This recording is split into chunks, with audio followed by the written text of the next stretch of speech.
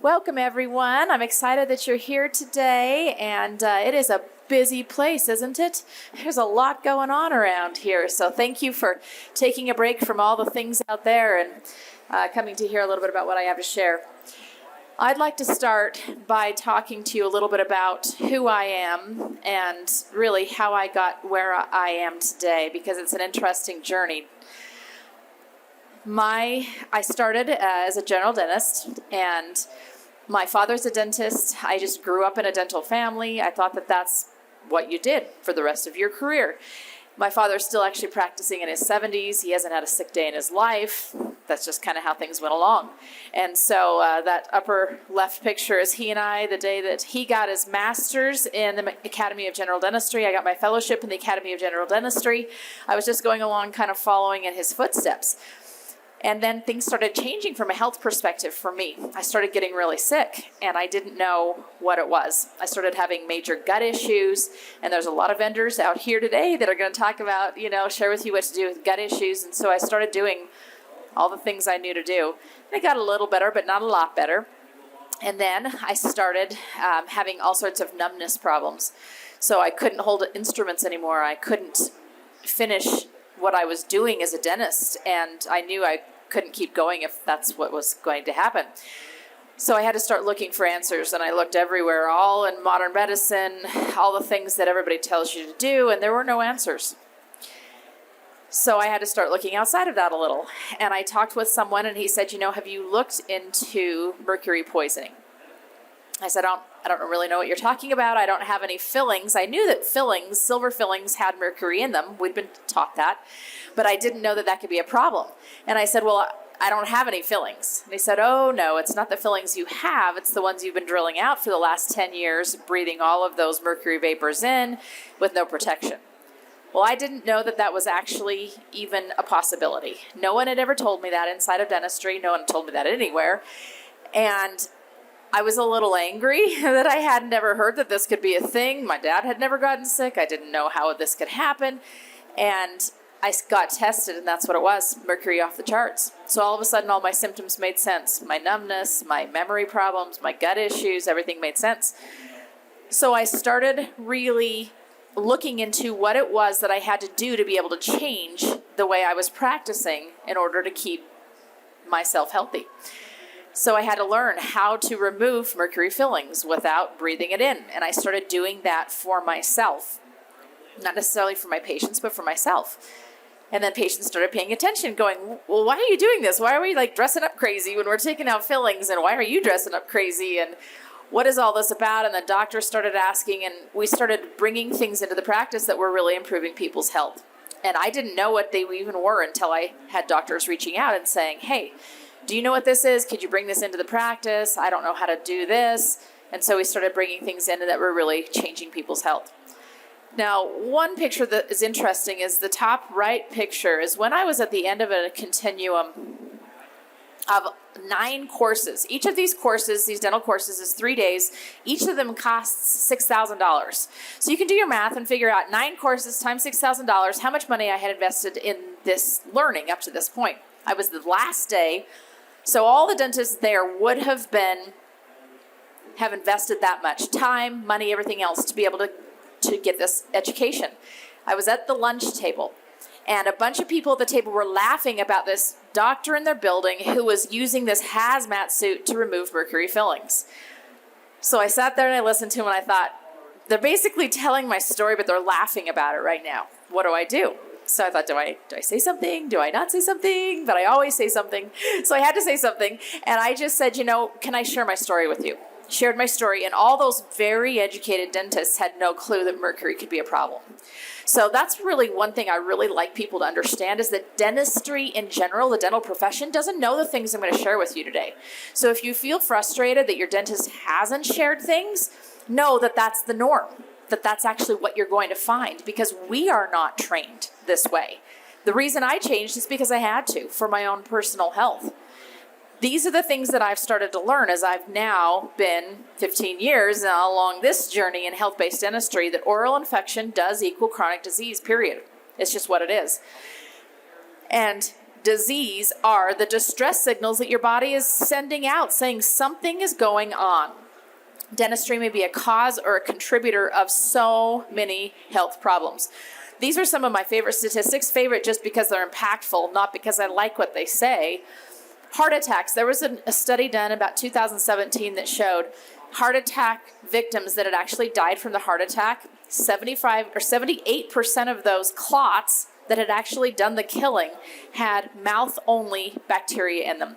Same goes for strokes. It's enormous, the impact that mouth infection has on the overall body. If you have one or more root canals, you're 2 times increased risk for heart disease. If you have 1 root canal, 2.5 times increased risk of cancer. How in the world are these things related? We're going to go through that today. And then the list on the side are the diseases that research has shown to be related to dental disease. This is a little bit of a dance that dentists have to do, and I've learned how to do this dance because there are things that I can and can't tell you legally. Isn't that interesting? There are things I can't tell you if I want to keep my dental license. And for me, it's important to keep my dental license because then I can help people. So there's things I can and can't tell you. If the research supported, I can tell you them. These are all research supported. This is a really interesting book called The Hidden Epidemic, and it's written by Thomas Levy, who, if you see the letters after his name, there's an MD, which means he's a physician, and a JD, which means he's a what? A lawyer. JD means lawyer. So he's a physician and a lawyer, which means he's only going to say things that he can legally protect himself from saying, correct? So I love what he says. This is his quote. He's not a dentist.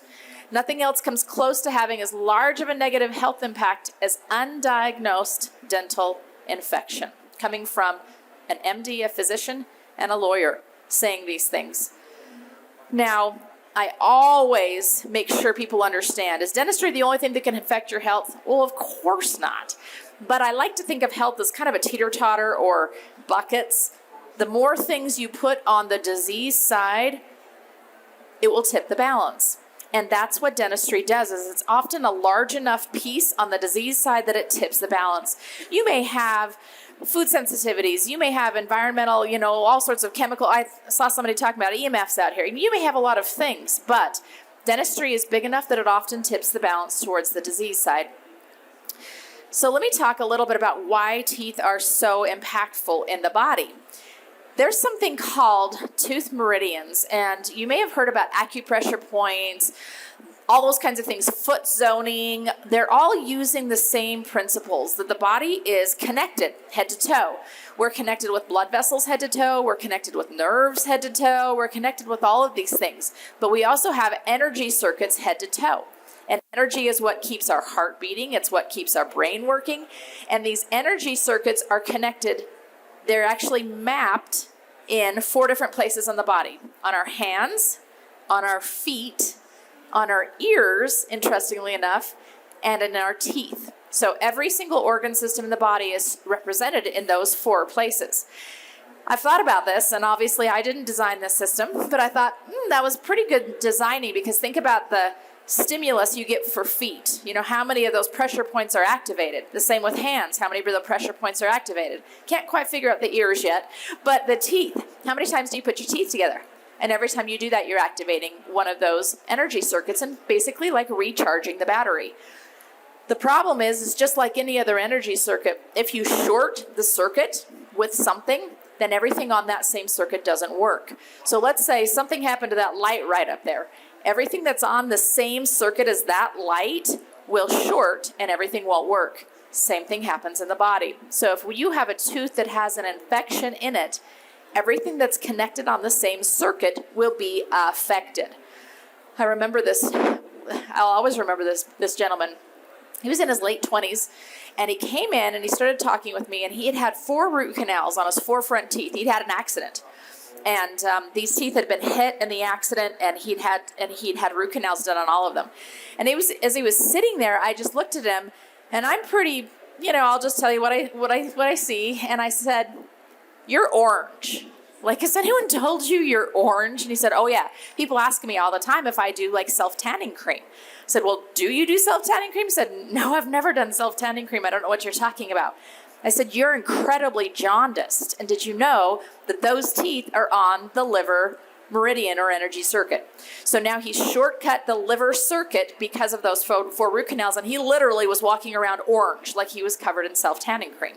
Didn't have a clue what could be causing it. It was 100% the teeth. So we're going to talk a little bit about how you know these things and what you do about it. Interestingly enough, in dentistry, when you go to a typical dental appointment, you're going to have an exam, they're going to take x-rays, they're going to poke around a little, and then they're going to tell you what? You have a cavity, or you have this, or you're fine. Let's say you have a cavity, and they say, all right, you need a crown. What happens next? You get scheduled for the work, you come back, you get the work done, and then you come back and do it all over again 6 months later, right? Well, did anyone talk to you about why you got the cavity? Or the materials they're going to be using in that restoration, whether it be a crown or whatever else, or how to prevent it in the future? All the dentistry really focuses on is the symptom. The symptom is the cavity, the symptom is the gum disease, the symptom is the pain. Those are the symptoms. We really aren't talking at all about the source. And interestingly enough, there's so many sources for dental disease, but the dental disease itself is a source for so many other chronic diseases. That's what I love to share. Interesting, though, the education is up. Everybody knows how to brush their teeth, right? You all know how to do it. You've all heard it before. Spending is up. There's so much money spent. There's like $2 billion spent on toothpaste in the United States alone. So education up, spending is up, cavities are up. Does that make any sense? If all we needed to know was how to brush our teeth and what to use, why are there more cavities than ever? Because we're not talking about the source. So let's actually get to what a tooth is. Teeth have different layers. There's an outside layer called enamel, and it's full of minerals. The next layer in is called the dentin, and it's full of collagen and little tiny tubes. There are literally a mile of tubes in every single tooth. They go from the outside of the tooth all the way to the nerve of the tooth. And the reason is blood vessels, nutrients come up through the center of the tooth. They go out through these little tubes to feed the very outside of the tooth. That's just the way the tooth is made. And then on the very inside, it's called the pulp, and that's where the nerve and the blood vessels live. Well, in the 1950s, a whole bunch of researchers got together and they said, we want to decide once and for all what causes cavities. So 3 people presented their theories. One was what's called the acidogenic theory, meaning if you eat sugar, if the bacteria eat sugar because you ate sugar, they're going to excrete acid and they're going to cause a cavity in the tooth. The acid dissolves the minerals, it creates a hole, and we call it a cavity. A cavity just means a hole. So that is the first theory that was presented. The second theory that was presented was from Dr. Weston Price. If any of you have ever been in the health world for very long, you may have heard of Dr. Weston Price, but you may not actually know that he was a dentist. He was the dentist in the 1930s, and he was so dismayed at the number of cavities he was seeing still, especially in children. So he and his wife traveled the world, and they studied societies that had they studied societies and they compared what were they eating and what was their mouth health like, along with their overall health. His findings are still talked about today. They're still talked about today. They were so impactful. Dr. Weston Price found that if you ate the correct things, your teeth were literally almost cavity proof. You almost didn't even need to brush them. So that was the second theory. Third theory was one that was a hormone theory. Found that there's actually fluid flow, kind of like lymph flow in those tubes. And that fluid flow changes in different hormone cycles. So pregnant women, teenage children, they have hormone changes and the fluid flow changes. Does that affect tooth health? Those three were presented. Which one do you think everybody voted was the one they were going to say causes cavities? Which one do you know? Well, number 1, right? That you eat sugar and you get a cavity. Because then, does anyone ever talk about hormones or nutrition or anything else that you can prevent it? You're exactly right. This was just decided on in the 1950s in a scientific meeting. So what do? Well, we just take it one step at a time, and I'm going to walk you through that. We're going to talk quickly through the first part about taking care of teeth, and then we're going to talk a little bit more in depth about some of the what do we do now that you're in this place you're in. So clean the outside once a day the right way. There are a few things that are key for making sure that your teeth are clean, but honestly, you all know to brush your teeth. There is a certain angle that's beneficial. If you actually look at that picture up there, the 45-degree angle will bring that bristle right up underneath the gum. You'll get a better effect. Make sure that you're only using a soft toothbrush. Hard toothbrushes are good for cleaning your toilet or the oil off your driveway. And that's it. Soft toothbrushes or for teeth. Toothbrushes cannot be harder than your tooth or the toothbrush will wear your tooth away. It's pretty simple. And tooth powder, 100% recommend tooth powder. You probably recognize that. It may be at a booth or two here at the event. I created this tooth powder because I was so tired of people using tooth products with ingredients that I would never actually put in my body. And they say, well, when I'm not eating my toothpaste. Yes, you are. Of course you are. You're swallowing it. It's mixing with your saliva. It's getting in your cells. You're definitely eating it. So if it's things you don't want to eat, then don't use them as a toothpaste either. The reason it's a powder and not a paste is because you have to add a binder, something to make a paste, and usually it's glycerin. Makes your teeth kind of slippery too, so you go, so smooth, feels so good. Unfortunately, that glycerin plugs up all those tubes that we talked about, and the minerals can't actually get into the tooth very well. So that's why I didn't make it into a paste, because I actually wanted to get it into your teeth. Tongue scraping, not optional. If you've never used a tongue scraper, you need to go try one out. My favorite is by the brand Breath RX. The reason this isn't optional is because the tongue is like a shag carpet and stuff lives on it and you've got to get it off. Now, when I first started tongue scraping, I experimented. I would brush my teeth because people will say, oh, I brush my teeth. I want you to go to experiment. I want you to go brush your teeth or brush your tongue, and then I want you to tongue scrape and see if there's any more. I guarantee you there'll be a lot more and you're going to be disgusted that you haven't been getting that off. That's where a lot of candida or fungus lives.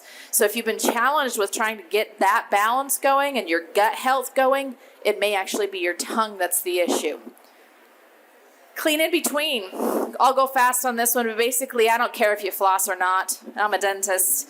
I don't care if you floss. I just need you to clean in between somehow. So a lot of my patients, their favorite way is some sort of a water cleaner. There's one that connects right between the wall and your shower head.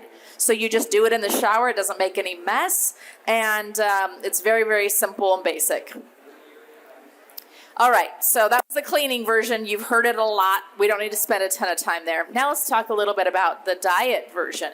How can you strengthen your teeth by what you eat? So what Weston Price found is that the people who had healthier teeth, and it's a little hard to see on this black and white photo, but these are two brothers. They were raised the same way, but the younger brother on the right had started eating the traditional Western diet, where the brother on the left had maintained his diet that he'd been raised with. The brother on the right has crooked teeth, and he's already missing teeth at that age. So it was showing Dr. Weston Price that nutrition was even trumping genetics. And that is true. You can overcome a lot of genetic predisposition by adding the right things to your system. What he found is that 4 times the amount of water-soluble vitamins, which are vitamin C, vitamin B, are needed to be healthier, but 10 times the amount of fat-soluble vitamins are the key that he found in healthy mouths versus mouths that had crooked, decayed, problem teeth. 10 times the amount of fat-soluble vitamins. What are fat-soluble vitamins? They're those. Vitamins A, D, E, and K. That is what he found clear back in the 1930s made a difference in dental health. And I'll tell you, teeth are the same thing as bones. So if your teeth have holes in them, so do your bones. Just think about that a little. It's just the way we're made. Where do you get them from? I'm a huge proponent of getting it from food if possible. So vitamin A, a lot of it comes from animal sources, eggs, meat products, dairy products. You also can get some A from very colorful vegetables. Vitamin D, the large majority, needs to come from the sun. And people will say, oh, I'm out in the sun all the time. Well, research shows to get enough vitamin D today, you need to actually be naked in the sun for an hour midday. So if you're hanging out naked in the sun for an hour midday, you're probably good. If you're not, go for it. If you don't want to do that, you might need to supplement. So our world, we're just inside too much. I mean, beautiful sunshine we have right now, we have no idea. So you're going to just need to supplement vitamin D. Vitamin D is a little trickier to get from food. Vitamin E is a seed oil, so you can find that in a lot of seeds. And vitamin K, a lot of people are confused about this one. There's 2 vitamin Ks. Vitamin K1 is the one that affects clotting. And so people will say, oh, I can't take vitamin K. I'm on a blood thinner. It's not the same thing. What Dr. Weston Price actually identified it and called it activator X. And then years later, they named it vitamin K2. I have no idea why they named it K2 because it's completely different than K1. K2 does not come from leafy greens. That's the K we need for tooth health.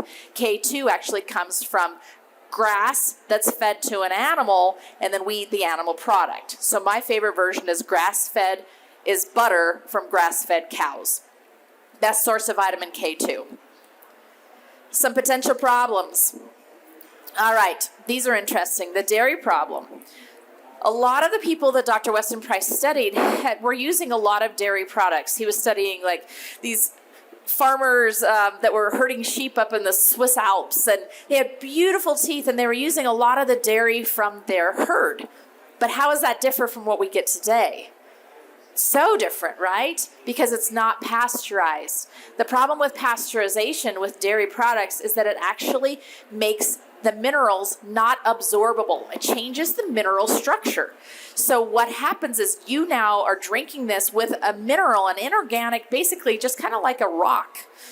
The minerals in it are not the kind that your body uses and uptakes very well. So you end up actually changing your blood, changing your bones.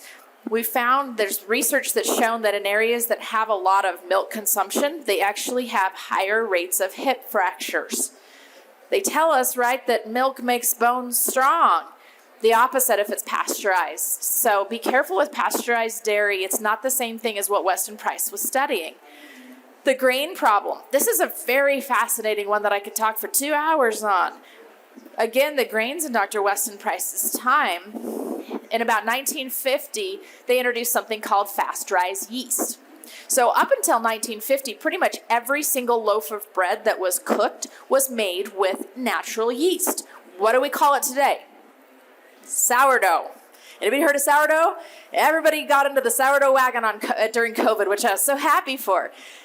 When you are making a loaf of bread with natural yeast or sourdough, it takes about 8 to 12 hours from the time you mix it up with the flour till the time you bake the bread. Well, during that 8 to 12 hours, something magical happens. There's something called phytate, or an anti-nutrient on the outside of every little seed of wheat or grain. Those anti-nutrients make it so your body actually can't absorb nutrients in the wheat itself and even everything along with the meal you just ate. When that yeast is sitting for 8 to 12 hours in a warm, moist environment, it inactivates the phytate. Let me tell you how this works. Does anyone ever garden? Yep, good. People, yes, you garden. When you garden, what do you have to do to make a seed sprout? Does it just sprout sitting on your counter? You have to put it in a warm, moist environment, right?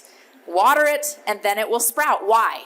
Because the water in that warm, moist environment dissolves the anti-nutrient on the outside of the seed and releases everything inside of that, so it will start to grow. So if we're taking wheat, grinding it, turning it into bread in 2-3 hours, we are not allowing that warm, moist environment to inactivate that phytate or that anti-nutrient. And the bread we are eating is actually doesn't have the nutrients we need, but even more so often leads to it pulling from your system the nutrients to inactivate. So we find lower levels of minerals and teeth in people that are eating a lot of non-natural yeast breads. Super interesting. So Weston Price, this is all they were eating was natural yeast bread. So he's saying, yes, eat a lot of grains. It's different.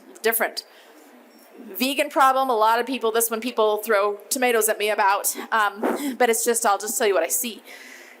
Did you notice on those A, D, E, and K slides that a lot of those vitamins are found in animal products? They're extremely hard to get if you're not eating any sort of animal product. And I see a lot of vegan people who are eating a vegan diet with very unhealthy teeth. So if you are vegan, Everybody usually has a reason for that. My best friend is. I just encourage her to supplement very well because it's very difficult to get what you need for tooth health if you're not. So that's basically how to keep teeth healthy, and I will talk at the end about how to heal teeth, because you can. But I want to talk about the big four problems that I see in my practice daily. The big four are root canals, bony cavitations, these two kind of go together, mercury fillings, and then sleep issues. Root canals, all right. You now understand how a tooth is made. You know there's the enamel on the outside, there's the dentin on the inside, and the nerve in the very center. When a tooth has either gotten infected because of a deep cavity or has broken, and the nerve itself is affected, that nerve will die inside of the tooth. So in the 1800s, late 1800s, doctors were doing dentistry. They were tired of pulling teeth. It's actually not very easy to pull a tooth. If you've ever had one pulled, if you've ever, hopefully, most likely, most of you have never pulled one, unless it's on your child, but it's actually not very easy. So barbers were doing dentistry, physicians were doing dentistry, and people were losing a lot of teeth because they were pulling them out. And they said, there's got to be a way we can keep these teeth in somebody's mouth and let them utilize them still. The idea is fabulous. I love the idea of a root canal because we can preserve the tooth and you can still chew with it. Unfortunately, what happens is the main center nerve canal area is cleaned out and filled up. That's what a root canal is. It's just a filling inside of the tooth where the nerve used to be. Remember all those little tubules? They're too small to clean or to fill. So once you seal off that main nerve canal, you've sealed out the body's immune cells because they would come through the tooth through the blood vessels, but you just cleaned all that out, sealed all that up. So it's like sealing off a backed up sewer system. There's bacteria in those little tiny tubules. There's dead tissue in those little tiny tubules the bacteria love. And there's no way for your immune cells to get to them and kill them. So they are having a heyday. I like to think of it kind of like a frat party. They're having like a frat party inside those little tubules, and they are just loving it because the police can't get there. There's no way to get there. So they're having a party. They're dropping all their beer cans off the side, and that's what we find on x-rays is all the toxins from those bacteria destroy the bone around to the end of the root. Here's the crazy thing. You can't feel it because the nerve's gone. We removed the nerve. We removed the early warning system. You have no idea that there's an ongoing active infection at the end of the root after a root canal. How many times does this happen? Over 95% of the time. Daily, I probably find 20 failed root canals every single day in practice. Over 35% of the population has at least one root canal. That means at least over 35% of you sitting in this room probably is in this category. There are over 30 million performed in the United States per year. Well, that one says 20 to 25. That was a while ago. It's actually 30 now. So that means 35% of the population has an asymptomatic, that's the key, doesn't hurt, dental infection. Why does it matter? Remember we talked about those meridian, those energy channels? If you have a root canal on a front tooth, it's going to affect your liver or your gallbladder or your kidney. If you have a root canal on a back tooth, well, if you have a root canal right here in the center, it's called the bicuspids, it's going to affect breast. I have yet to find someone who had cancer, especially breast cancer, that didn't have a root canal right here. So this is huge for breast cancer, but it's huge for other things as well.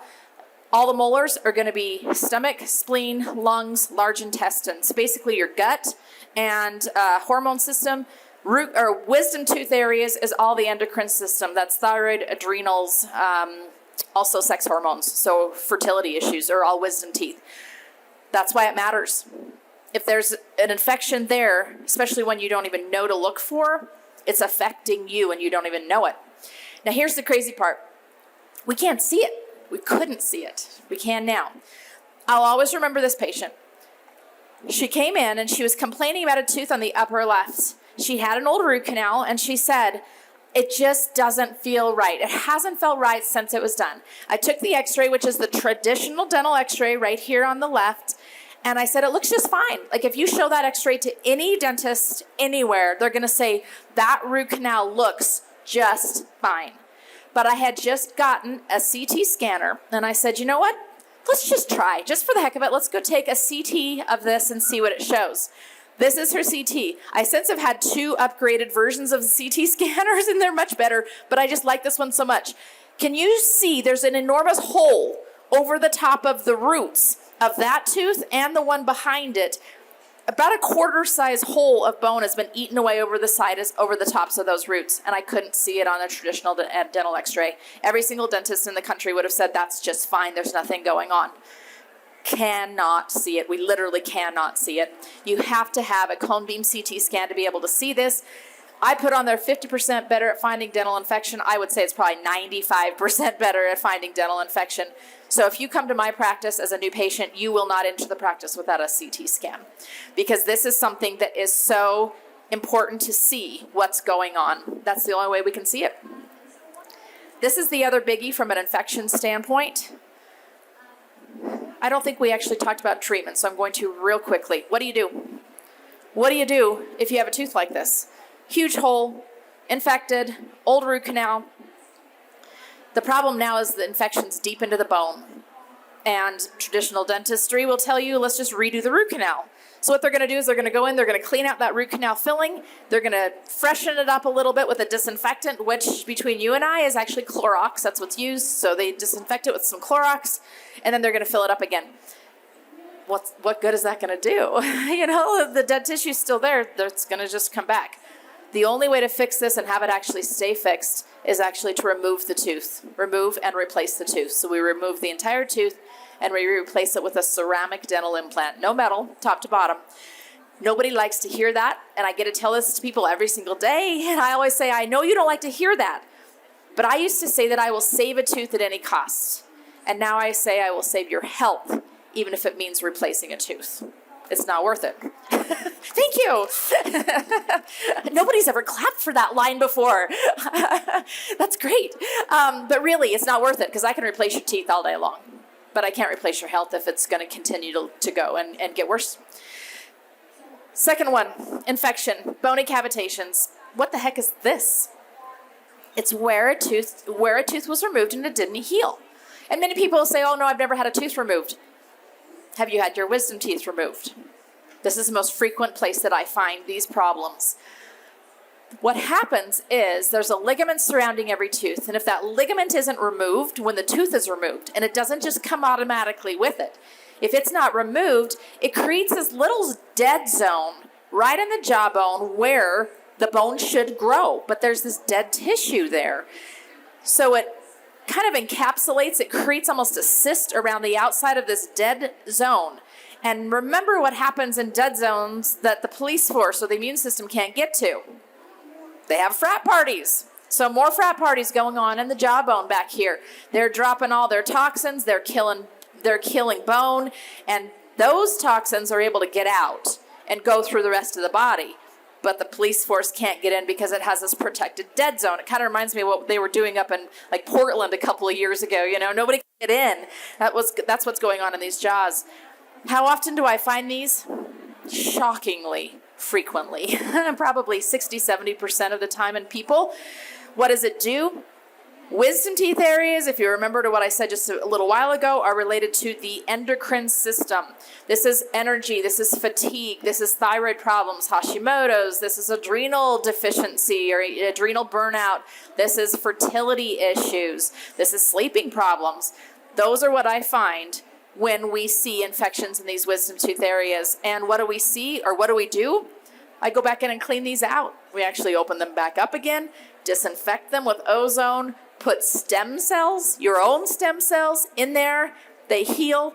We've had stories where people, I remember a woman once, she was bedridden. She'd had to move back home with her mother. She was in her early 30s. She couldn't get out of bed.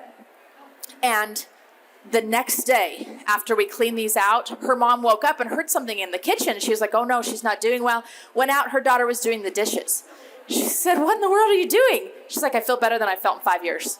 The day after, because all of a sudden that burden, that inflammatory burden had left and the energy was back. Crazy the things we have found with this. And so many times people will say, well, I haven't been able to sleep since my early 20s. Okay, when did you get your wisdom teeth out? Late teens, early 20s. Okay, yeah. I have had thyroid problems since I was in my early 20s. Okay, when did you get your wisdom teeth out? Oh, late teens, early 20s. All right, yep. Yep, I've had chronic fatigue since I was in my early 20s. Okay, when did you get wisdom teeth out? I want you to start putting some numbers together and going, oh, have there been symptoms ever since I got my wisdom teeth out? Interesting. We can take care of these. What's in there? These are actual real biopsies that we did. So we'll biopsy these areas and culture out the bugs that are growing. There's some crazy dudes in here. Cytomegalovirus, Campylobacter. We found entamoebas. In fact, I think there's an entamoeba in one of these. What's an entamoeba? That's a parasite. Just a bug swimming around in there. No big deal. We find the craziest, ugliest. Just recently, what my surgeon sent me one of these reports, and he said, well, you just look at this one. On it, it had a certain strain of bacteria that said lethal. And he said, I sent this to the patient. She's just a little concerned. And what do I tell her? I said, the good news is you cleaned it. It's gone now. But yeah, it said lethal. This was a lethal bacteria swimming around in that hole. All right, just when all the good news is over, we're getting a little bit more good news. Good news is that mercury fillings, those fillings that we call silver fillings, are actually 50% mercury. Do you know that? 50%. Today, always, will ever be. Have they been banned? Not in the United States. Will they ever be banned? Not in the United States. Why? Because in our country, we sue people.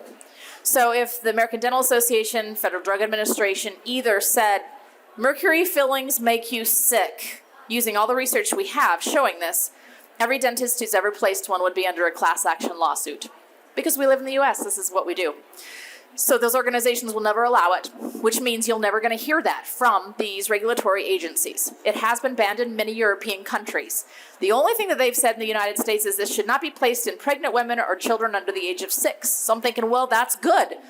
But why anyone else then?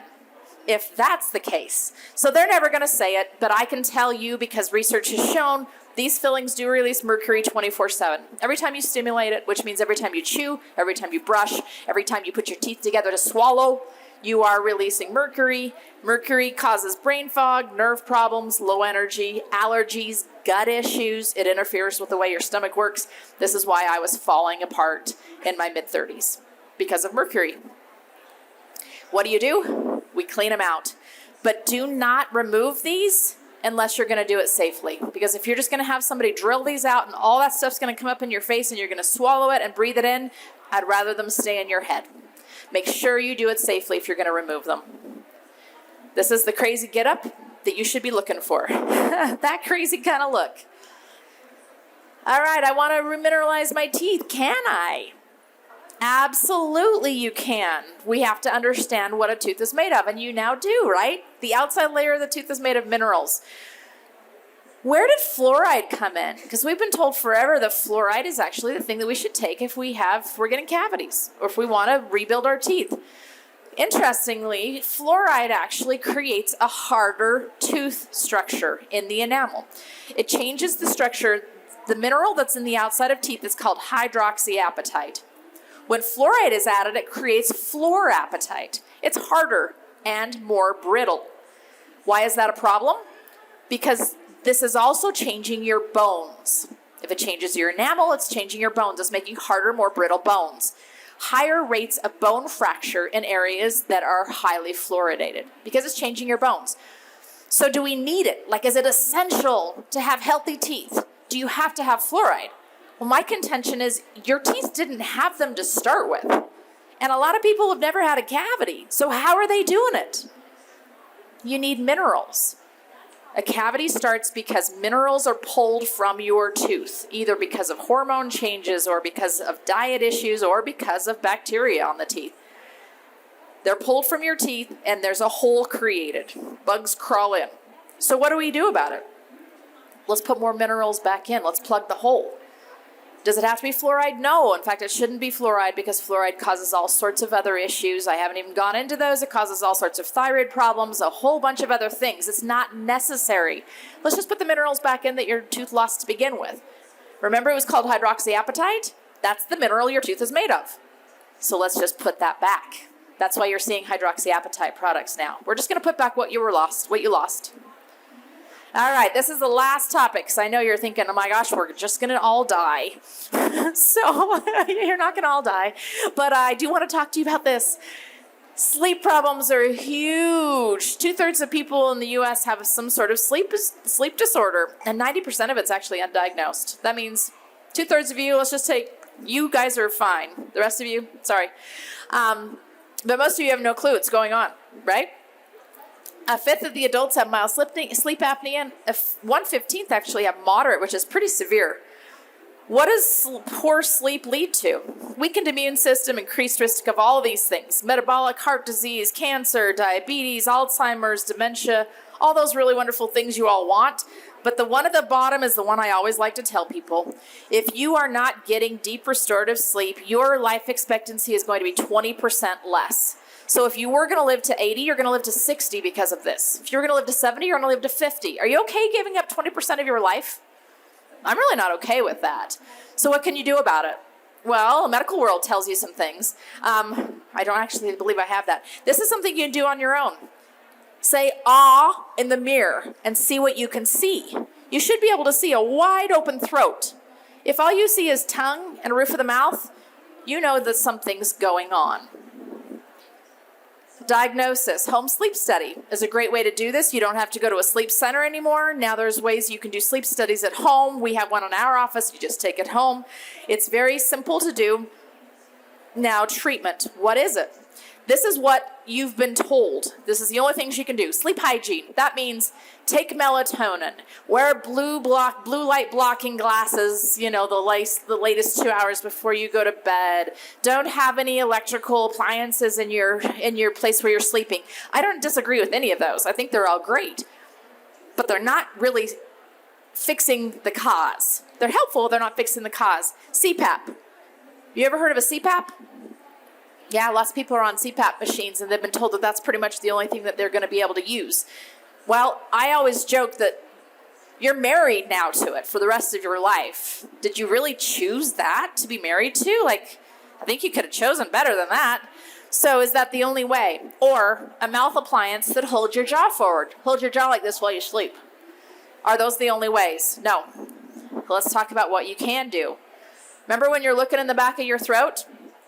That back of the throat area, that soft tissue back there, if it's clogged up, if you cannot see your airway, if you cannot see your throat, we actually can shrink it up. But here's the key. Why is it swollen anyway? Why is it too long? Why is it too thick? Why is it that way anyway? That often is because of those infections in the mouth. The infected root canals or the infections in the wisdom tooth areas. So if those are there, most likely you have a sleep issue because everything's swollen and you can't breathe by it. So we get the infection out first. Then we use a laser to just shrink everything up and out of the way. Really easy. Sometimes we actually need to get the tongue where it should go. This is huge for kiddos. We do a lot of tongue and lip tie releases in our practice because my goal is that there's never a child that I've seen that's going to turn into the sick adults that I see. I want healthy kiddos turning into healthy adults. And part of this has to do with the way the tongue is positioned in the mouth when they're literally a day old. So we release a lot of tongue ties in infants and in adults. We also grow jaws, so there's room for things to fit. This is fascinating. Airway and jaw development has to be developed. It's not genetic. Look at this boy and the change in his face. There are ways to direct growth when we know about it. What are some symptoms in kiddos to look for? You can see the change in this young man. Look at his lip posture in the first pictures over here. Look how his lips are separated, mouth is opened, mouth breathing versus all the way over to the side. Look at the difference in his eyes. Adults, the same. This is the same woman with a change in the way her mouth is structured. Symptoms in adults and kiddos alike. Symptoms in kids to look for: mouth breathing, any kind of snoring, ADHD symptoms, bedwetting. All of those are things that say your child is not, or grinding their teeth. Your child's not breathing. They're not going to be growing correctly. Their brain isn't going to be forming the way it should. It can't think like it should.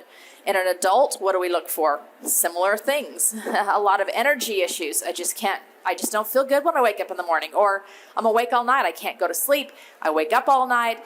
These things mean you are not getting the air you need, and your body simply won't let you stay asleep. So it doesn't matter how many blue blocking glasses you wear at night. You're not going to sleep because you can't breathe.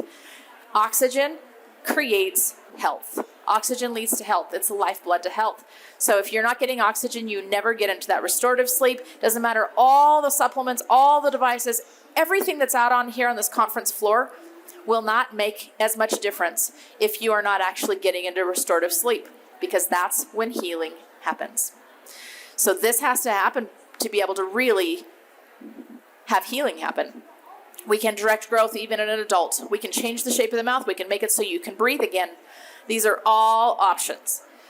So now I've given you a serious fire hose of information. If you would like more information that's not quite so quickly delivered, please check out a couple of different things. I have a lifestyle outreach called Living Well with Dr. Michelle.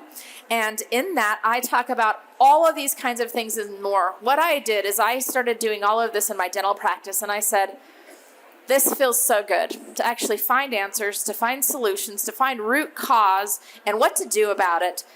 And then people started saying, well, how do I eat like this? Well, how do I treat my grains properly? How do I, what foods do help build teeth? How do I even cook that at home? How do I make it? How do I grow my own food? That's what Living Well with Dr. Michelle is that is my outreach, to teach all of those lifestyle practices that lead to living well, which also includes good dental health.